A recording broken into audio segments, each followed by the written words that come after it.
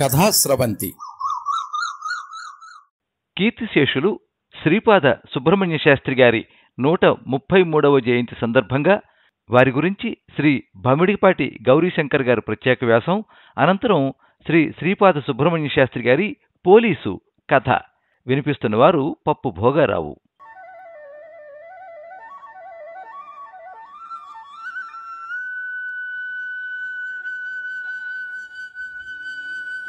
శ్రీపాదవారు రాసిన 75 చిన్న కథల్లో ప్రతిదీ సమాజ దర్పణంగానే నిలిచింది.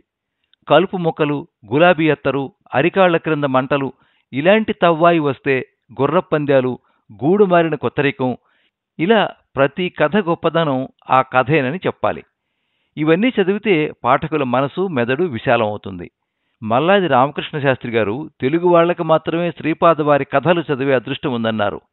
ప్రేమపాశం, నిగళబంధనం, రాజరాజు, కలంపోటు వంటి నాటికలు రాశారు. వీటిలో రాజరాజు గొప్ప ప్రసిద్ధి పొందింది. రచనల్లో రచయిత తనెంచుకున్న లక్ష్యం దిశగానే సమాజపు తీరుతెన్నులను చిత్రిస్తాడు. పాఠకులను తన వైపు తీసుకుంటాడు. రచయిత కల్పనలకు ఓ భాష ఉంటుంది. కాలం, సమాజం వంటివి రచయితపై ప్రభావం చూపుతాయి. చివరిగా రచయితలో తపన, ప్రతిభ, సాధన అనేవి అతనిని శిఖరాగ్రాన్ని నిలుపుతాయి. ఇన్ని గొప్ప సుగుణాలున్న రచయిత శ్రీపాద సుబ్రహ్మణ్య శాస్త్రి. శ్రీపాద సుబ్రహ్మణ్య శాస్త్రి గారిది ఓ విశిష్ట రచనా వైదుష్యం. ఆయన రచనల్లో సంభాషణలు కథని వినిపిస్తాయి. దృశ్యమానమైన భాషా ప్రబంధాలు ఆయన ప్రత్యేకత. బహుగ్రంథ చదువరి. పురుషుల భాష అయినా ఇప్పటిలా ఇంగ్లీష్ మొదలైన పరభాషతో సంకరమై పలుకుబళ్ళు లేనిది కాదప్పుడు. అయినా పురుషుల భాషలో కంటే స్త్రీల భాషలో మాధుర్యము, హృదయాలను పట్టివేసే జాతీయత కనపడింది నాకు. వారి మాటల పొందిక, వారి హావభావ ప్రదర్శన చాతుర్యము తెలుగు భాషలో నాకు మాతృభాష ప్రసాదించాయి. మరో సందర్భంలో 30 సంవత్సరాలుగా నిర్విరామంగా రాస్తున్నాను, వ్యావహారికమైన నాదింకా సాధకావస్థగానే ఉంది అంటారాయన. తెలుగు సాహిత్య జగత్తులో శ్రీపాదవారు ఏ వర్గానికి సరిపడనివారు. శ్రీశ్రీ, చలం, కొడవటిగంటి, గురజాడ, కందుకూరి, విశ్వనాథ, ఇలా వీరందరూ ఏదో ఒక సిద్ధాంతానికి కట్టుబడినవారు. కానీ శ్రీపాదవారిని అనుసరించిన వారు తక్కువ. మతం, వైదికత, సమాజం, జాతీయత వంటి వాటిని మిగిలిన వారు విడివిడిగా తీసుకుని తమ రచనా ఎజెండాలుగా చేసుకున్నారు. కానీ శ్రీపాదవారు వాటిని విడివిడిగా చూడలేదు. బహుశా ఆయనలోని ప్రజాస్వామిక భావజాలం ఇందుకు వేదిక అయిందనుకోవాలి. డాక్టర్ వేదగిరి రాంబాబు గారు తెలుగు జాతి భాషల పట్ల అభిమానంతో, సాహిత్య సహకారంతో విశిష్ట సేవల్ని అందించిన అద్వితీయ మూర్తి శ్రీపాద సుబ్రహ్మణ్య శాస్త్రి అంటారు. శ్రీపాదవారు 20వ శతాబ్దపు తెలుగు కథకుల్లో విశిష్టమైన వ్యక్తి. ఏప్రిల్ 23, 1891లో అనపర్తి మండలం పొలమూరులో జన్మించారు. ఫిబ్రవరి 25, 1961 సంవత్సరంలో రాజమండ్రిలో మరణించారు. శాస్త్రి, వాచస్పతి, తార్కికుడు, వసంతుడు, కుమార కవిసింహుడు, భట్టాచార్యుడు, కౌశికుడు అనేవి వీరికి ఉన్న ఇతర పేర్లు. తన అత్తకూతురిని వివాహం చేసుకున్నారు. ఆమె పేరు సీత. తండ్రి లక్ష్మీపతి సోమయాజులు, తల్లి మహాలక్ష్మి సోదెమ్మ. వైదిక విద్యలో విద్యాభ్యాసాన్ని ప్రారంభించి స్మార్తం పూర్తి చేసి పెద్దన్నగారి దగ్గర రఘువంశ పాఠం నేర్చారు. తర్వాత సంస్కృత పాఠం కోసం గుంటూరు సీతారామశాస్త్రి గారి దగ్గరకు ఊరు విడిచి వల్లూరు వెళ్లారు. తెలుగులో మంచి పాండిత్యం సంపాదించాలి అని నిశ్చయించుకున్న శ్రీపాదవారి పట్టుదల తెలుగు అభిమానులకు షడ్రసోపేత సాహితీ విందును అందించింది.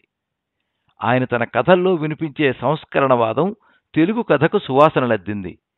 ఆయన కథలు చదివిన వారు శ్రీశ్రీ, చలం, విశ్వనాథ వారిని పక్కన పెట్టేసి ఈయన కథల్లో వారందరి వాదాలను చూస్తారు. ఈయన కొత్తచూపు కథ చిన్నదే, కానీ కథలో అన్నపూర్ణ వేసిన ప్రశ్న నాటిది, నేటిది కూడా. ఆడపెళ్లి వారిని ధాష్టీకం చేసే మగపెళ్లి వారిని ఉద్దేశించి భారతీయ స్త్రీలందరూ మానభంగాలకు లోనయ్యారు. ఉత్తరాంధ్ర భూముల్లో మన వాళ్ళెందరికో అలాంటి తటస్థపడుతుంది. తెలుగు స్త్రీలది చావు బతుకుల సమస్య. మేమిది చూసి చూడకుండా విడిచిపెట్టడానికి వల్ల కాదు. మరి మీ కళ్ళ ఎదుట మీ ఆత్మీయులకున్నూ అలాంటిదే తటస్థపడితే తర్వాత మాట ఏదైనా ముందు కళ్ళు మూసుకుని శత్రువుల మీద పడగలరా అన్నారు. ఇంకో సన్నివేశంలో తెలుగు కన్యలం మేమిప్పుడు చూసుకోవలసినది సరియోగ్యత, చక్కదనం కాదు, చదువు కాదు, ఐశ్వర్యం అసలే కాదు, ఇవన్నీ తెలుగు యువతని బానిసని చేశాయి. ఈ లక్షణాలను తెలుగు యువకులు ఇంతవరకు చక్రవర్తులుగా చలామణి అయ్యారు. ఇలాంటి వారు వివాహానికి అర్హులు కారు అనిపిస్తారు కూడా అంటుంది. రామాయణం, మహాభారతాలను సహితం తనదైన దృక్కోణం నుంచి రసాత్మకంగా తీర్చిదిద్దారు. ఎన్నెన్నో కొత్త కోణాలను ఆవిష్కరించారు.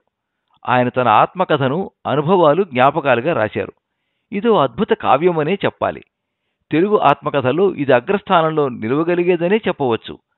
9 సంవత్సరాల పాటు సంపాదకునిగా వ్యవహరించి ప్రబుద్ధాంధ్ర పత్రికను నిర్వహించారు. 1956లో కనకాభిషేకం కూడా అందుకున్నారు. వీరి మొదటి కథ ఇరువురము ఒక్కచోటికే పోదాము 1915వ సంవత్సరంలో ప్రచురితమైంది. మిథునానురాగము వీరి మొదటి నవల. 1923 వరకు గ్రాంధిక రచనలే చేశారు. 1925 నుంచి పూర్తి వ్యవహారిక భాషలోకి వచ్చేశారు. ఏ జాతి ఎదుట ఏ సందర్భంలోనూ ఎందున్నా నా తెనుగు జాతి తీసిపోదు అని సత్యాలను నిర్ణయించిన అచ్చ తెనుగు కవి, నాటక, నవల, కథ, వ్యాసరచయిత శ్రీపాద సుబ్రహ్మణ్య శాస్త్రి. ఆయన రచనా నిబద్ధత సాటిలేనిది. నేను చెయ్యగలిగినా చెయ్యలేకపోయినా, దేశీయులది గుర్తించినా గుర్తించలేకపోయినా నా జాతికి నేనే చెయ్యవలసిందేదో కొంత ఉంది.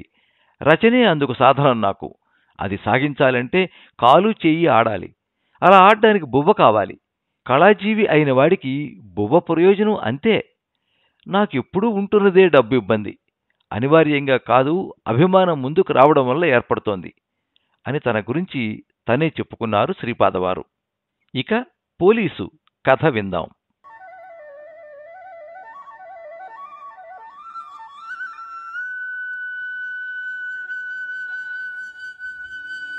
లక్ష్మీనారాయణకు 5 కూతుళ్ల వెనుక ఒక కుమారుడు కలిగెను. అదే కడపటి సంతానము. లేక కలిగిన కొడుకు అగుట వలన తండ్రికిని కడసారపు బిడ్డ ఎగుట వలన తల్లికిని చాలా ఆనందముగా ఉండెను. అక్కలు కూడా ఆ బాలుని చాలా గారాభంతో చూచుచుండిరి. ఆ బాలుని బాల్యమును గురించి వర్ణించుచూ కూర్చుండటకు మాకు తీరిక లేదు. లక్ష్మీనారాయణ కుమారునకు తన తండ్రి పేరు పుల్లయ్య అని పెట్టెను. తల్లి దీనికి అంగీకరింపలేదు. కానీ లాభం లేకపోయినది. తన తండ్రి పేరు ఆమె పోరి 2వ కుమార్తెగా పెట్టించుకొనెను. 3వ పిల్లకు తల్లి పేరు పెట్టెను. ఈ కారణం వలన ఆ పేరు బాగుగా లేదని మాత్రమే ఆమె అసంతృప్తి చూపుచుండెను. ఆడుపిల్లలు కూడా అట్లే తలంచిరి. పుల్లాకుల్లో దొర్లిస్తే గాని పుల్లయ్య అని పేరు పెట్టరట. ఇదేం పేరే అమ్మా, బాగుంది గాదే, తమ్ముణ్ణి వెక్కిరిస్తున్నారే వీధిలో వాళ్ళు, మార్చకూడదు అని 5వ కుమార్తె కూడా చెప్పుచుండెను. తల్లియు కూతుడును కలిసి ఆలోచించిరి. మా నాన్న కోప్పడితే కోప్పడ్డాడు, ఇక మేము ఆ పేరుతో పిలవం తమ్ముణ్ణి. రాచకుమారుడులా ఉన్న పిల్లాడికి పుల్లయ్య పేరేమిటి, పుల్లయ్య వేంవారం అని రేపటి నుంచి ఊళ్ళో వాళ్ళందరూ ఎక్కిరిస్తూ ఉంటారు వాణ్ణి. పెద్ద అయినాక వాడికి తెలుస్తుంది. అప్పుడు ఏమనుకుంటే ఏం లాభం, నువ్వేనే చెప్పలేకపోయావా అంటాడు నిన్ను. చూస్తూ ఊరుకున్నారా అంటాడు మమ్మల్ని. లోకంలో అందరూ ముద్దినుసు పేర్లు పెట్టుకుంటూ ఉంటే ఈ ముష్టి పేరే దొరకాలా నాన్నకి అని పెద్ద పిల్ల ప్రారంభించగా 2వ పిల్ల అందుకొనియను. తనకిష్టం లేకపోతే నాన్నను ఒక్కడినే అలా పిలుచుకోనియ్యి, అదేమీ బాగుంది కాదు. పెళ్లిలో ఆ పేరు చెప్పడానికి పెళ్ళాము కూడా సిగ్గుపడుతుంది. అత్తగారు మూతి విరుస్తుంది. బావమరుదులు, వదినగారులు, మరదళ్ళు అస్తమాను వేపుకు తింటారు. చదువుకునేటప్పుడు బరిలో పిల్లాళ్ల మాట చెప్పనే అక్కర్లేదు. లేక పుట్టాడు గనుక మనకందరికీ అల్లారు ముద్దుగా ఉన్నాడు గనక ముద్దు కృష్ణారావు అని పిలుద్దాం అని ఆమె చెప్పాను. 3వ పిల్ల పేరు మార్చడానికి అంగీకరించారు, కానీ ముద్దు కృష్ణారావు అనుటకు అంగీకరింపలేదు. లోకంలో అనేకులు బాలకృష్ణమ్మ అని పేరు గలవారిని బాలయ్య అని పిలుస్తున్నారు. అలాగే మన తమ్ముడిని ముద్దు కృష్ణారావు అని పేరు పెడితే ముద్దయ్య అని పిలుస్తారేమో అని ఆమె ఆ పేరు ఆక్షేపించి గోపాలకృష్ణమూర్తి అని పిలవాలి అని ఖచ్చితంగా చెప్పాను. తాను పెట్టిన పేరు విమర్శించిన ఆమె పెట్టిన పేరును విమర్శింపకుండుటకు 2వ ఆమె చేతకానిది కాదు. గోపాలకృష్ణమూర్తిని గోపాలం అని పిలవరా ఏమిటి అని ఆమె అడుగ్గా 4వ పిల్ల రామచంద్రం అని పిలుద్దాము అని అను. మీరే పేరు పెట్టినా సరే నేను రాజు అని పిలుస్తాను అని 5వ పిల్ల చెప్పాను. అన్నింటినీ పూర్వపక్షం చేసి తల్లి రాజగోపాలము అని పేరు పెట్టెను. అందరూ అంగీకరించిరి. పేరు విరిచివేయకూడదు, ఎవరైనా సగం పేరుతో పిలిస్తే మనం దెబ్బలాడాలి అని అందరూ కూడబలుకుకొనిరి. ఈ రాద్ధాంత సిద్ధాంతములన్నీ విని లక్ష్మీనారాయణ బుల్లెడా అని పిలవజొచ్చాను. బుల్లేడు పాఠశాల ప్రవేశించాను. ఏటటను పరీక్షలలో ఓడెను. 17వ ఏట పుల్లయ్య లేక రాజగోపాలము అదియునుగాక బుల్లేడు థర్డ్ ఫారం పరీక్షలు నెగ్గాను. లక్ష్మీనారాయణ భావి కల్పనములలో ప్రవృత్తుడయ్యాను. లోకంలో తెలివిలేని వాళ్ళు కొడుకులు బిఏ పరీక్ష ఇచ్చేదాకా ముందు సంగతి యోచించరు. అప్పుడు ఆలోచనలు మొదలు పెడితే అంతటితో తేలేది కాదు గనుక ఏదో ఒక పనిలో ప్రవేశపెడతారు. అది ఏమంత మంచిది? ముందు యోచిస్తే ఈ చిక్కులు ఉండవు అని అతడు అనేక విధములైన యోచనలు చేశాను. ఈ విషయమున అతడు భారీ సలహా కూడా పుచ్చుకోదలచెను. మా చిన్నమ్మమ్మ కొడుకు ప్లేడర్ గుమస్తా పనిచేసి 50,000 గడించాడు, అదైతే బాగుంటుంది అని ఆమె చెప్పగా, ఛీ, ఎంత తెలివి తక్కువదానువు, మన బుల్లేడు ఒకళ్ళ దగ్గర గుమస్తా పనా చేయడం అని లక్ష్మీనారాయణ చెరచెరలాడాను. డబ్బురాని ఉద్యోగాల్లో ప్రవేశపెడతారు కామోసు, నేను ఒప్పుకోను. నా చిట్టు తండ్రి నా మాట వింటాడు, మీరేమన్నా నేను అంగీకరించను అని ఆమె రుసరుసలాడుచుండగా, ప్లేడర్ ఉద్యోగం అయితే బాగుంటుంది నాన్న అని చిన్నపిల్ల చెప్పాను. నీకంటే చిన్నపిల్ల నయం, కానీ ప్లేడర్ అయితే లాభమే. అయితే వాగ్దాటి ఉంటే కానీ డబ్బు రాదు, బల్లలు బద్దలు కొట్టాలి. అరుపులకి తగిన డబ్బు అందరికీ రావడం కష్టం కనుక అదంత మంచి పని కాదు. అట్టే మాటలు చెప్పకూడదు, మొదటే దర్జాగల ఉద్యోగం కావాలి అని అతడు చెప్పాను. ఈ సమయమున వారి పిల్లవాడు వచ్చాను. నాన్నోయ్, ఓ తమాషా జరిగింది వేళ. మొన్న పొద్దున నా గడియారం ఎత్తుకుపోయాడు ఓ కుర్రాడు. ఎవరో తెలిసింది కాదు మొదట. నా గడియారం ఎక్కడో పడిపోయింది, దొరికిన వాళ్ళు ఇస్తే ఫౌంటైన్ కలం కొత్తది బహుమతి చేస్తాను అని 10 మంది కుర్రాళ్ళతోటి చెప్పాను. గడియారం కంటే కలం మంచిదనుకున్నాడు దొంగ, ఆశపడ్డాడు. ఇవాళ పొద్దున్న వాళ్ళ రాజన్న వచ్చి ఇది నీ గడియారమేమో చూసుకో అని చూపించాడు. అది నాదే గాని గొలుసు దాచేశాడు. ఇలాతే అని పుచ్చుకుని, గొలుసు కూడా దొరుకుతుందేమో చూడు, సాయంత్రం ఇస్తాను కలం అన్నాను. తప్పకుండా ఇవ్వాలి సుమా అని వాడు వెళ్ళి ఇందాక గొలుసు కూడా తెచ్చిచ్చాడు. మరి కలంతే అన్నాడు ఆశపడి. తొందరపడకు, నా దగ్గర కలం లేదు, కొని ఇస్తాను వేసంగి సెలవుల్లో అని వాడికి టోపీ వేసి పంపేశాను అని సంతోషంతో చెప్పాను. కుమారుని యుక్తికి మెచ్చి తండ్రి, వీడు దొంగల్ని బాగా పట్టుకునేలా ఉన్నాడు, పోలీసు ఉద్యోగం అయితే లాభం ఉండేటట్టుంది, చెరచెర పైకి వెళ్ళిపోతాడు, డిప్యూటీ సూపరింట్ అయినా చాలు అని తలచి అతడు తన ఉద్దేశమును పైకి తెలిపాను. మొట్టమొదటే ఇనస్ మాస్టరీ అవుతుంది, పరీక్షకి చదివేటప్పుడు కూడా నెలకు 30-40 జీతం ఇస్తారు, చేతి సొమ్ము ఖర్చు పెట్టక్కర్లేదు అని కూడా అతను చెప్పాను. తల్లి అంగీకరించాను. పిల్లవాడు కూడా బాగుగానున్నది అని తల యూచాను. 5వ పిల్ల, పోలీసు వాళ్ళని చూస్తే నాకు భయం వేస్తుంది నాన్న అనగా పుల్లయ్య నవ్వాను. మన పోలీసేలే తల్లి, భయం లేదు అని తల్లి చెప్పగా, తండ్రి భయం లేదమ్మా అని చెప్పాను. లక్ష్మీనారాయణ కల్పనా ప్రపంచమునకు రూపం ఏర్పడాను. చిన్నపిల్లాడు మొదటే ఉద్యోగంలో ఉండి రహస్యాలన్నీ తెలవవు, నేను వెనకాల ఉండి అన్నీ నేర్పుతూ ఉంటాను, ఏ నెలకు ఆ నెల 10 జీతాలు పెట్టైనా కళ్ళ చూడకుండా నిద్రపోయిన అబ్బాయిని అని తలచి, అతడు ఇక ఈ చిన్న పేర్లన్నీ ఎందుకు, అబ్బాయిని ఇక పోలీసుని పిలుస్తూ ఉందాము అని చెప్పాను. తల్లి అందులకు అంగీకరించాను. అంతటితో ఆమెకు తృప్తి కలగలేదు. అబ్బాయి అబ్బాయి కాదు, పోలీసు నేనంటే ప్రాణంగా చూస్తున్నాడు కదా, ఉద్యోగం అయిన వెంటనే 2 బనారస్ చీరలు 2 దక్షిణాది చీరలు కొనుక్కుంటాను, అందులో 2 చీరలు చిన్నమ్మాయి కట్టుకుని సరదా తీర్చుకుంటూ ఉంటుంది అని మురియేజొచ్చాను. పోలీసులకు కూడా కల్పనలు తోచెను. ఇంట్లో చేయిస్తే ఆడపిలుగులు కక్కుర్తి చేస్తారు, పలహారం కాఫీ హోటల్లో నుంచే తెప్పించుకోవాలి, మంచి గుర్రం ఉండాలి, వెధవ సైకిలు మర్యాద వస్తువు కాదు, తప్పు చేశాడంటే వాడెవడైనా సరే ఖైదులో పెట్టించేయాలి. పుల్లయ్య కాదు, అది వెధవ పేరు. రాజగోపాలరావు గారు అంటే పట్టణం అంతా హడిలిపోవాలి. ప్రతి నాటకం కంపెనీ వాళ్ళు, ప్రతి సర్కస్ వాళ్ళు, ప్రతి సినిమా వాళ్ళు టికెట్లు ఇచ్చి చచ్చినట్టు ఊరకే పంపిస్తారు కదా. పిచ్చరాళ్ళు అని, పిచ్చకుంచాలని, కల్తీ నెయ్యి అమ్ముతున్నారని బెదిరించి బియ్యము పప్పు వగైరాలన్నీ వర్తకుల్ని బెదిరించి ఊరికే తెప్పిస్తాను. చాకరాళ్ళకి జీతం ఇవ్వను, మంగళాళ్ళకు కూడా దమ్మిడి అయినా ముట్ట చెప్పను, బెదిరించి గుర్రానికి గడ్డి గంపలు తెప్పిస్తాను.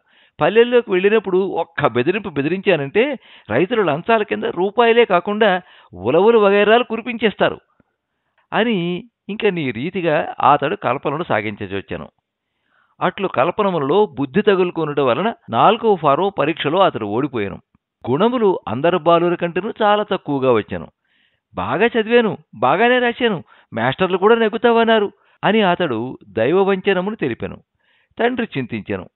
ఇంకా 3 ఏళ్లు చదవాలి, తర్వాత పరీక్షకో సంవత్సరం చదవాలి, అప్పుడు ఇనాస్ మాస్టరీ అవుతుంది, అయి తీరుతుంది, నేను అందుకోసం చాలా పని చేస్తున్నాను అని లక్ష్మీనారాయణ చెప్పగా, ఇంకా 4 ఏళ్లు ఎలాగా, నేను ఇంకా ముసల్దాన్ని అయిపోతాను. అప్పుడు అంత విలువైన చీరలు నీకెందుకంటాడేమో పోలీసు. పైవాళ్ళు కూడా వింటే ఇలాగే చెబుతారు. ఈ రూపంగా చిన్న అమ్మాయికి 2 చీరలు ముట్ట చెప్పడానికి వీలుండదు కాబోలు అని తల్లి చాలా విచారించాను. ఈ మాట సరిగ్గా చదువుతాను, తప్పకుండా పరీక్షలో నెగ్గి తీరాలి, నాకంటే చిన్నవాళ్ళు ముందుకు పోతున్నారు అని పోలీసు దీక్ష పట్టాను. ఈ మాత్రానికి రాత్రి పగలు కష్టపడేదేమిటి? నీ ప్రతిభ నాకు తెలుసును. పరీక్ష 2 మాసాలు ఉందనగా శ్రద్ధ పట్టేవంటే పరీక్ష నెగ్గి తీరుతుంది. ఆరోగ్యం పాడు చేసుకోకు. పోలీసు వాళ్ళకి బలం ప్రధానం. ఒడ్డు పొడుగు టీవీ ఉంటే గాని సూపరింట్ అంగీకరించడు. అందరు పిల్లవాళ్లలాగా వంగి తిరగకు, వెన్ను విరుచుకుని నడవడం ఇప్పటి నుంచి నేర్చుకో అని లక్ష్మీనారాయణ కొడుకుతోనూ, పోలీసుని జాగ్రత్తగా చూస్తూ ఉండు, మరి కాస్త నెయ్యి తగలనియ్యి, ఇప్పటి నుంచి కాఫీ చేసిస్తూ ఉండు, అలవాటైతే గాని ముందు కష్టం, వాడినిప్పుడు మనం జాగ్రత్తగా చూసామంటే తర్వాత వాడు మనకి చాలా సుఖం కలిగిస్తాడు అని భార్య తోడను చెప్పాను. పోలీసుని తల్లి అట్లే చూచుచుండెను. కానీ వీడు ఉద్యోగం చేసి నాకు కోకలు కొనవలసిన సమయం వచ్చేటప్పటికి నేను పూర్తిగా ముసలి వరుగునైపోతానేమో అని తరచూ తీరని విచారం పొందుచునే ఉండెను. లక్ష్మీనారాయణ షాహుకారు గుమస్తా గనుక సంసారం ఏ లోపమును లేకుండా గడిచిపోచుండెను. తాళ్లపూడిలోని ఇల్లు రుణదాతలు అమ్ముకుని పోయినను అతడెట్లో కష్టపడి రాజమహేంద్రవరమున ఆర్యాపురంలో చిన్న ఇల్లు సంపాదించటం వలన ఆస్తిపరుడుగానే భావించుకునిచుండెను. పోలీసుకి 1116 ఇస్తేనే గాని ఎవరి పిల్లని చేసుకోను. వియ్యపురారి లాంఛనాలు కూడా తగినన్ని ముట్టాలి. 5గురు ఆడబడుచులు పచ్చగా ఉన్నారు గనుక వాళ్లకు కూడా ముట్టాలి. పోలీసుకి పట్టు తాపితాలు, వెండి చెంబులు జోడా కూడా కావాలి. వాడు కోరితే మంచి సైకిల్ కూడా ఇవ్వాలి. నగలు మా ఇష్టం, వాళ్ళు అడగకూడదు. పెళ్లికి వెళ్లిన వాళ్ళకందరికీ జామార్లు, చీరలు పెట్టాలి. ఇలాంటి సంబంధం అయితే ఒప్పుకుంటాను. ఆడపిల్లలకి కట్టు తప్పిదాకా పెళ్లిళ్లు కావడం కష్టంగా ఉన్న రోజులు గనుక పోలీసుకు వయస్సు ముదిరినా ఏమీ బాధ లేదు. ఓ క్లాసు ఎక్కువైతే ఒక 100 ఎక్కువ అడగవచ్చును అని అతడు నిశ్చయించుకునియను. ఈ నిశ్చయము యొక్క వేడి తగ్గకుండా వాడపల్లి నుండి ఒక సంబంధం వచ్చెను. కట్నం ఇవ్వలేము, వచ్చిన వారికి పప్పు అన్నం పెడతాము, లాంఛనాలవి మామూళ్ళని ఏమీ ఇవ్వలేము, 500 రూపాయలకి తక్కువ లేకుండా నగలు మేము కోరినవి కొత్తవి పెట్టాలి, కాసులు కొని మా చేతిలో పోస్తే మేమే చేయించుకుంటాము అని పిల్ల బావగారు చెప్పాను. మా మామగారు వాడపల్లిలో గ్రామ పురోహితుడు. వాటాలు లేవు, పోటీలు లేవు, శుభం వచ్చినా అశుభం వచ్చినా అంతా వారిదే. ఆ ఊళ్ళో భోగం వాళ్ళు చాలామంది ఉండడం చేత తక్కిన సూత్రుల మాట ఎలా ఉన్నా వాళ్ల వల్ల చాలా ముట్టుతూ ఉంటుంది. ఏ సత్యనారాయణ వ్రతమో, ఏ కేదారేశ్వరుని వ్రతమో, ఏ తద్దినమో పేరు చెప్పి వాళ్ళు సరస్సుల చేత బాగా ఖర్చు పెట్టిస్తారు. ఆ ఊరు వచ్చే సరస్సులు అనేకులు మా మామగారింట్లోనే భోంచేస్తూ ఉంటారు కనుక తక్కిన విషయాలు ఎలా ఉన్నా పురోహితుడికి మాత్రం బాగా ముట్ట చెబుతూ ఉంటారు అని అతడు పిల్ల వంశం యొక్క సాంప్రదాయమును కూడా చెప్పెను. అతడు కూడా ఒక గ్రామమునకు వాటాలు లేని పురోహితుడే ఉండెను. లక్ష్మీనారాయణకు అరికాల మంట నెత్తికొచ్చినది. పోవయ్య, తెచ్చావు సంబంధం, గ్రామపాదకుని పిల్లనిటయ్యా నా కొడుక్కి చెప్పవచ్చావు, త్వరగా దయచేయండి, ఇందుకోసం ఇక్కడికి వచ్చామని ఎవరితోటి చెప్పకుండా వేగంగా వెళ్ళిపోండి అని చెప్పాను. వచ్చిన వారు కోపంతో వెళ్ళిపోయేది. లక్ష్మీనారాయణ పండితపుత్రుడైనా అతని పూర్వులు మాత్రం అతని వరకును వేద పండితులు. ఆస్తి తక్కువైనా సాంప్రదాయం గలవారు. ఎక్కడికి వెళ్ళినను ఓహో అనిపించుకునేవారు. ఆ ఆస్తి ఆ విద్వత్తు లేకపోయినను లక్ష్మీనారాయణకు నా కుటుంబం ఎంత మంచిది అను గర్వం మాత్రం పూర్తిగానే ఉండెను. అయితే దైవవశమున అతని భార్య మాత్రం ఒక పగటి వేషగాని దౌహిత్రియు, ఒక హాస్యగాని మరదలి కుమార్తెయు అయి ఉండెను. బాల్యమున ఆస్తి అంతయు రుణగ్రస్తమై ఉండుటిచే పెళ్లి అయిన జాలనని అతడు ఆ సంబంధమును చేసుకునెను. కాకినాడ యందలి పీడలతో గాని, కోనసీమ యందలి సంపన్నులతో గాని వియ్యమందవలెనని లక్ష్మీనారాయణ అభిప్రాయం. ఈ స్థితిలో ఆ సంబంధములు వచ్చుట కష్టమని అతనికి తెలియను. కావుననే పోలీసులకు ఇప్పుడు పెండి చేయవలసిన తొందర లేదని అతడు నిశ్చయించుకునెను. ఈలోపుగానే అలాంటి సంబంధం వస్తే పోనీయకూడదు అని అతడు విశేష విధి నేర్పరచుకునియే ఉన్నాడు. పోలీసు ఈ సంవత్సరం పరీక్షలు నెగ్గాను. లక్ష్మీనారాయణ చేత తన కుటుంబమునకు సంబంధించిన లెక్కలన్నీ సరిచేయించుకుని, ఉపాధ్యాయుడు మీ అబ్బాయి పరీక్షలో గెలిచాడండి అని చెప్పాను. తండ్రి తెలివైన వాడైతే కొడుకు పరీక్షలు క్షణం అని అనుకొనుచు లక్ష్మీనారాయణ ఊర్ధ్వశ్వాసముతో ఇంటికి వచ్చి భార్య కెరింగించాను. ఆమెయు మహానంద భరతి అయి ఉద్యోగం రావడానికి పోలీసు ఇంకా ఎన్నాళ్ళు చదవాలి అని అడిగి ఉద్యోగం పరీక్షతో 4 ఏళ్లు అని భర్త చెప్పగా మొగము దిగాలు వేసుకునేను. వారం దినముల వరకు పోలీసు నిజముగా ఉద్యోగం వచ్చినంత సంతోషంతో తిరిగాను. భిక్షాటనముతో దినపాతము గావించుకొనుచు 2 కుమారులకు ఇంగ్లీషు భాష ప్రారంభం చేయించిన పొరుగు బ్రాహ్మణుడు కూడా వచ్చి లక్ష్మీనారాయణ సమీపంలో ఉన్నప్పుడు మా అబ్బాయిలకి తీరిక అయినప్పుడు చదువు చెబుతారా మహారాజా అని అడిగాను. దీనితో పోలీసు తన విద్వత్తుని ఇతరులు కూడా గుర్తించుచున్నారని తెలుసుకుని హఠాత్తుగా జ్ఞాపకము రాగా వెన్ను విరుచుకుని పచారు చేయుచు నాకు వ్యవధి లేదు అని ఇంగ్లీష్లో చెప్పాను. బ్రాహ్మణుడు తెల్లబోగా ఏమిస్తారని అడుగుతున్నాడు మావాడు అని తెలుగు చేసి చెప్పాను. మా నాన్న వట్టి బుద్ధి లేనివాడు, నాన్సెన్స్, ఏమీ తెలవదు అని పోలీసు ఇంగ్లీష్లోనే గొణుగుకునేను. బ్రాహ్మణుడు ఏమి ఇవ్వగలను మహారాజా, దినాలు వెళ్లడమే కష్టంగా ఉంది, ఇచ్చేవని మేము పుచ్చుకున్నామని మీరు సంతోషించాలి, అలా తమరే సెలవివ్వండి అని వంగి చెప్పగా పోలీసు వల్ల పడదు అని ఇంగ్లీష్లోనే చెప్పాను. బీద కబుర్లు చెబుతావేమయ్యా, బరిలో చెప్పేది ఏమీ లేదు, అంతా ఇంట్లో చెప్పించుకుంటేనే ఉంది. రేపు ప్రొద్దున ఒక కొడుకు ప్లీడర్ గుమస్తా పని, ఒక కొడుకు స్కూల్ మాస్టర్ పని చేస్తూ 10 రూపాయలు తెచ్చే విధం చూసుకోవాలి గాని ఈవేళ డబ్బుకు వెనక ముందు చూస్తే ఎలాగా? మా వాడి కోసం ఎంత డబ్బు ఖర్చు పెడుతున్నానో నీకేమి తెలుసును? పిసిగి పెడితే చదువు కూడా అంటదు. 2 పిల్లలకి చదువు చెప్పాలి కనుక ప్రతిరోజు పొద్దున్న మాత్రం కాఫీ ఉప్మా చేసి పెడుతూ నెలకు 15 రూపాయలు ఇవ్వగలరా అని లక్ష్మీనారాయణ జాడించి అడుగుగా బ్రాహ్మణుడు ఎంత బోసినోరురా అనుకుని ఊర్ధ్వశ్వాసముతో గుమ్మము దిగిపోయి అంతలో గుప్పిడు బియ్యము పోనివ్వడం ఏమీ అని తలచి మరలి వచ్చి తంబుర మిడుచు కీర్తనలు పాడదొడగాను. ఎంతసేపు పాడినను ప్రయోజనం లేకపోయాను. వీడికి శాస్తి చేస్తాను అని లక్ష్మీనారాయణ ఊరకుండెను. ఎప్పుడూ భిక్షము పెట్టి ఎరిగిన లక్ష్మీనారాయణను భార్య వాకిటిలోనికే రాలేదు. మన సంఘం వెధవ సంఘం, కాకపోతే దుఃఖంలాంటి వాళ్ళు ముష్టెత్తుకోవడం ఏమిటి అని పోలీసు ఇంగ్లీష్లో అనుకునగా నీ వంటి వాళ్ళు పుట్టిన తర్వాత ఇంక అందుకు లోటేమీ అని ఆత్మ అతనిని తెలుగునందే ప్రశ్నించాను. భిక్షకుడు కీర్తన మీద కీర్తన చొప్పున 4 పాడెను. కాని ఎవరినూ పలుకులేదు. చెంబులో బియ్యపు గింజలు పడలేదు. విసుగు వచ్చినది. వెంటనే భిక్షకుడు మొండివాడు రాజుకంటే బలవంతుడు అని పలికి వెడలిపోయాను. దున్నపోతా, పళ్ళోడ కొడతాను అని పోలీసు ఇంగ్లీష్ నందే తిట్టుచూ గుమ్మం వరకు వెళ్ళాను. మాస్టర్తో మాట్లాడి వీడి కొడుకుల పరీక్ష పాడు చేయించేస్తానని లక్ష్మీనారాయణ అనుకున్నాను. లోవర్ సెకండరీ పరీక్షలో జయము పొందుట పోలీసులకు ఇన్స్పెక్టర్ పరీక్షలో నెగ్గినట్లుండెను. వెన్ను విరుపు అధికమయ్యాను. ప్రతివారిని ఏయ్ ఏయ్ అని పలకరించడం ప్రారంభమయ్యాను.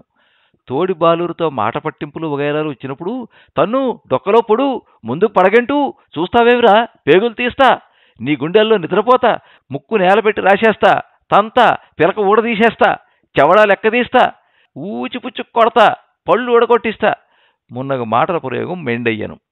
మడమల తాటింపును గొంతు బిగింపులను పరిపాటి అయ్యాను. పాఠశాలలో పాఠముల ఎడల కంటే జిమ్నాస్టిక్స్ ఎడల ఆదరం మెండయ్యను. పోలీసు ఉద్యోగులను చూసి వారి లక్షణములను తనిఖీ చేయుటయు వారిని అనుకరింపబూనుటయు ముఖ్య కృత్యములాయను. పోలీస్ ఇన్స్పెక్టర్ రూపము సర్వకాలముల యందును హృదయమును జాగ్రత్తను కాసాగను. ఆ వస్తువులు అలా సంపాదిద్దాము, ఈ వస్తువులు ఇలా సంపాదిద్దాము, అది అలా జరుగుతుంది, ఇది ఇలా జరిగితే అది అలా చేద్దాము, అప్పుడు ఎక్కడెలా మసులుకోవాలో నాన్నకి తెలవదు. అమ్మ వట్టి గోడ, అక్కలు అస్తమాను ఏదో కోరుతూ ఉంటారు. కానీ వాళ్ళకి పెట్టడము మానడము సంగతి ఇంటి ఆవిడ మీద పెట్టేద్దాము.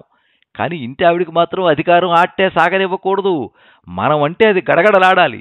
గవర్నర్ చూసినట్టు చూస్తేనే అత్తారి మొగం చూడడం. బావమరుదులు ఇంట్లో చాకరీ చేస్తూ ఉండవలసిందే. అక్కల మొగుళ్ళు కూడా మనం అంటే ఎలా మసులుకోవాలో తర్వాత యోచిద్దాం. కానీ ఒక్కటి నిశ్చయం, వాళ్ళ ఊళ్ళలో కూనీలు జరుగుతూ ఉంటాయి, దొంగతనాలు జరుగుతూ ఉంటాయి, అల్లర్లు ఆకతాయి పనులు జరుగుతూ ఉంటాయి, కేసులు అవుతాయి, మన దగ్గరికి బకీర్లు వస్తాయి. దర్జాగా గుర్రం పెడతాం. మునస బెదురుగుండా వస్తాడు. గుర్రం దిగేటప్పటికి కళ్ళెం అతనే పట్టుకుంటాడు. చెమట పడితే కోటు తీసి కరణం చేతికి ఇస్తే పట్టుకుని నుంచుంటాడు. మంగళాళ్ళు కాళ్ళు పిసుకుతారు, విసురుతారు. చాకలాళ్ళు మూటలు అంటే తెలిసిందా? బహుమతీలు, ఇనాములు, నజరాలు, మామూళ్ళు, లంచాలు, వల్లకాడు, వశానపురమును. ఇలాంటి వాటికి అంతేమిటి? ఇలాంటివన్నీ మోస్తూ ఉంటారు. బయటకు వెడితే చెంబు నీళ్లు తెస్తారు. ఊళ్ళో ఉండే లౌకీలంతా వెంటపడి తిరుగుతూ బేరాలు జరుపుతారు. అటువంటప్పుడు మన బావల పని అధికంగా ఉంటుంది. వాళ్ళు తప్పకుండా చెయ్యాలి, లేకపోతే ముఖం చూడం. ఇంకనూ ఇట్టి కల్పనలు ప్రబలడం. అంతయు సుఖమయముగా నుండెను. అతడు మనం బజారుకు వెడితే దుకాణాల వాళ్ళు ఆదరిస్తారు అనుకున్నట్టుయే గాని అట్లు జరుగుటలేదు. అంగడి యజమానులు ఆ కుర్రవాని బేరం లెక్కయే చేయట్లేదు, మనకి ఖరీదు తగ్గిస్తారు అని అతడనుకున్నట్టుయే గాని అదియూ అట్లు జరుగుటలేదు. ముఖం చూసి బేరములు చెప్పిడే ఆ వర్తకులందరూ పోలీసు దగ్గర అతడు అనుకున్న వస్తువులకు అనగా సిగరెట్ల పెట్టెలకు, కాఫీ చూర్ణపు డబ్బాలకు, జేబు రుమాళ్లకు, కారా కిడ్డీలకు, మేజోళ్లకు, బూటుజోడు మరమ్మత్తుకు ఇంక నిట్టి వానికి అందరి వలన కంటే అధికముగానే పుచ్చుకొని చుండిరి. అప్పుడెల్లన అతడు వేధావలు ఇంకా వీళ్ళ ఆటలు ఎన్నాళ్ళు సాగుతాయో చూస్తాను, నేను నిజంగా పోలీసునే అయితే అయిన క్షణం మొదలుకునే వాళ్ళ కూట్లో దుమ్మే అని విసుగుకొనిచుండెను. కాలము సుఖమయ కల్పనలతోడను దుఃఖమయ ఫలములతోడను గడిచిపోవచుండగా 4వ ఫారం పరీక్షలు సమీపించెను. నాయనా, పోలీసు రాత్రిళ్ళు అదే పనిగా చదివి ఆరోగ్యం పాడు చేసుకోకు. దాని ముండా మోసిన పరీక్ష. నీ మాస్టర్ గారు మా షాహుకారి దగ్గరే వాడకం. అప్పుడే కత్తు కలిపేంలే. ఏమీ లేదు, 4 రూపాయల వాడకం వాడితే 2 రూపాయల అణా 9 పైసలే ఖర్చు రాయడం. దీనితో మాస్టర్ మన చేతిలో ఉంటాడు. షాహుకారు తూకం చూచుకోవడమే గాని పద్దు చూడడు. నెలకో మాట పరీక్ష చేసుకుంటే వెనకటి పద్దులన్నీ జ్ఞాపకం ఉండి ఏడుస్తాయి. అదంతా ఎందుకు, నేనున్నానులే అని లక్ష్మీనారాయణ చెప్పాను. నాన్నని బొత్తిగా కొట్టేయడానికి వీల్లేదు, హంగు బాగానే చేస్తాడు అని పోలీసు అనుకొనియాను. పరీక్ష సమీపించాను. మా వాడి సంగతి జ్ఞాపకం ఉంచుకోవాలి సుమండి అని లక్ష్మీనారాయణ వెళ్ళి ఉపాధ్యాయునితో చెప్పాను. నన్ను మరిచిపోకూడదు సుమండి అని ఉపాధ్యాయుడు బదులు చెప్పాను. అద్దే అని లక్ష్మీనారాయణ వెడలిపోయాను. నాటి మధ్యాహ్నం ఉపాధ్యాయుడు కుట్టుమీదికి వెళ్ళి 50 రూపాయల సామాన్లు కొని పద్దు రాసుకునిమని చెప్పి వచ్చాను. షాహుకారు వస్తువుల ఖరీదులు వివరంగా చెప్పాను. కానీ లక్ష్మీనారాయణ 20 రూపాయలు మాత్రమే ఖర్చు రాశాను. గోధుమ పిండి ఎత్తడు పుచ్చుకుంటే ఏవులమే రాశాను. కాఫీ గింజల పత్తు మానివేశాను. సిగరెట్లు పెట్టి సంగతి ఉదాహరింపడయ్యాను. మొత్తం మీద 20 రూపాయలకు మాత్రమే పద్దు ఉండెను. మరునాడే అమావాస్య ఎగుటయు కొట్లు కట్టివేయటయు తటస్థింపగా షాహుకారు ఇంటి వద్ద కూర్చుండి లెక్కలు తనిఖీ చేసుకునియాను. గుమస్తా దొంగతనం బయటపడాను. షాహుకారు యుక్తి చేసి ఉపాధ్యాయుని వలన సరియైన జాబితా పుచ్చుకుని గుమస్తా దావా చేసి ఈవేళ మొదలు నా గుమ్మంలోకి రాకు అని ఆంక్ష పెట్టాను. లక్ష్మీనారాయణకు కడుపులో రాయిపడాను. ఎవరినూ చేరదీయనట్లు లేకుండాను. పరీక్షలు ముగిశాను. పోలీసు వ్రాసిన ప్రత్యుత్తరములు అంత తప్పుగా లేవు. జయము ఇయ్యవలసియే ఉండెను. కానీ అతనికి జయము ఇచ్చినచో తన విషయంలో లక్ష్మీనారాయణ చేసిన దొంగతనం ఇంకనూ ధ్రువపడిన తలచి మార్కులు తక్కువ చేసి నష్టజాతకం చెప్పాను. ఇట్లు గోడపెట్టును చెంపపెట్టును కూడా ఏకకాలమును తగులగా లక్ష్మీనారాయణ జడిచెను. కర్తవ్యము తోచలేదు. కట్టిన మేడ కూలిపోవునట్లు ఉండెను. శక్తి ఎంతయో ధారపోసి ప్రయత్నించెను. కాని షాహుకారు చేరనీయలేదు. ఇలా చేయడం ధర్మమా అని అడుగగా నా కొంప తీసుకుంటానటయ్యా అని ఉపాధ్యాయుడు బదులు చెప్పాను. లక్ష్మీనారాయణకు రాజమహేంద్రవరమంతయు అరణ్యముగా తోచెను. ఎరిగినంతవరకు ఎవ్వరూ చేరదీయలేదు. కొందరు షాహుకారులు నీకు అన్ని రహస్యాలు తెలిసే ఉన్నాయి గనక సొంత కొట్టు పెట్టవయ్యా అని ఎగతాళి చేసిరి. సకల విధములను అతనికి చీమలు జర్రులు ప్రాకినట్లుండెను. ఏమి ఆలోచించారండి? ఏమి జరుగుతోందండి? ఆ షాహుకారు ఏమన్నాడండి? పోనీ ఏ ప్లేడర్ దగ్గరనే ప్రవేశించండి అని ఇట్లు చీటికిని మాటికిని భార్య అడుగు ప్రశ్నల మీద అతనికి వడలు మండిపోవచ్చుండెను. 2 నెలలు గడిచినప్పటికీ మున్సిపల్ కచేరీలో పన్నులు వసూలు చేయ ఉద్యోగం దొరికెను. కోటలో పాగా వేశావయ్యా అని షాహుకారు పలకరించగా మరి పన్ను చెల్లించు, 5 నిమిషాలు వాయిదా అని లక్ష్మీనారాయణ నిక్కచ్చిగా అడిగాను. 1/2 నిమిషం కూడా అక్కర్లేదు అని షాహుకారు పన్ను ఇచ్చివేసి మరి శీఘ్రంగా దయచేయి నా గుమ్మంలో నుంచి, క్షణం నిలిచావంటే వ్యాంకన్న నౌకరు ఎరుగుదువా అని మొదలకించగా ముఖం మార్చుకుని లక్ష్మీనారాయణ వెడలిపోయాను. షాహుకారునకు ద్రోహం మీద పరాభవం చాలా ఆయాసం కలిగించెను. దురదృష్టవశమున అతడు మున్సిపాలిటీకి కౌన్సిలర్ అయి ఉండెను. నాటి మధ్యాహ్నమే అతడి కచేరీకి వెళ్లి సంగతులని తెలిపి అధ్యక్షునితో మాట్లాడాను. 1 నెల మాత్రమే ఖాళీలాగా ప్రాధేయపడగా ఇచ్చాను, తర్వాత దూరంగా ఉంచుతాను అని అధ్యక్షుడు చెప్పగా షాహుకారు వెడలిపోయాను. సరిగా 30వ నాటి సాయంత్రం ఉద్యోగం ఆఖరయ్యాను. లక్ష్మీనారాయణకు మరి ఏ నౌకరియూ రాలేదు. కానీ నాటి రాత్రి అంకా పొంకాల మీద జ్వరం వచ్చాను. వైద్యుని అశ్రద్ధ వలనను పోలీసు దురదృష్టం వలనను ముసలామెకు బనారస్ చీరలను దక్షిణాది చీరలను కట్టుకుని యోగము లేకపోవడం చేతను లక్ష్మీనారాయణ 10 లంఘనములు చేసి విషమింపగా 12వ దినమున చనిపోయాను. పోలీసు చదువునకు విఘ్నం కలిగాను. ఇక అతడు సంసారం నిర్వహింపవలసి ఉన్నది. పోలీసు ఇన్స్పెక్టరీ గగన కుసుమం అయ్యాను. పోలీసు తండ్రి చచ్చిపోయినందుకు విచారింపలేదు. సంసార భారం మీద పడినందుకు జడీలేదు. పెద్ద దిక్కుపోయినందుకు జంకా లేదు. ఇన్స్పెక్టరీ రాలేదు, రాదు. ఇంతకంటే ఈశ్వరవంచనము లేదు. ఇక పోలీసు శాఖ ఎడల ఆశ వదులుకోవలసిందేనా? పోలీసు నెల దినములు యోచించాను. బావమరుదులు ఏ ప్లీడర్ దగ్గరూ ప్రవేశించు అని హితము చెప్పిరి. కానీ అది అతని చెవికి ఎక్కలేదు. ఇన్స్పెక్టర్ని కాకపోతే హెడ్ను కావచ్చు, ఇది బాగుంది. కావలసినంత డబ్బు, అందరూ బెదురుతారు అని తలసి పోలీసు డిప్యూటీ సూపరింటెండెంట్ని ఆశ్రయించాను. అతడు నాయుడు. బ్రాహ్మణికి చోట్లేదు పోవయ్యా అని అతడి జవాబు చెప్పగా సూపరింటెండెంట్ని ఆశ్రయించాను. కోరిక సిద్ధించినది. పోలీసులకు కానిస్టేబుల్ ఉద్యోగం అయినది. ఆ పదవిని బడసి దుస్తులు తొడుగుకుని వెన్ను విరుచుకొనుచు ఇంటికి వచ్చిన క్షణమునకు ఒక కానిస్టేబుల్ వచ్చి, నేటి రాత్రి డిప్యూటీ సూపరింటెండెంట్ గారి ఇంటి దగ్గర పడుకోవలసిన వంతు నీది అని చెప్పి వెడలిపోయాను.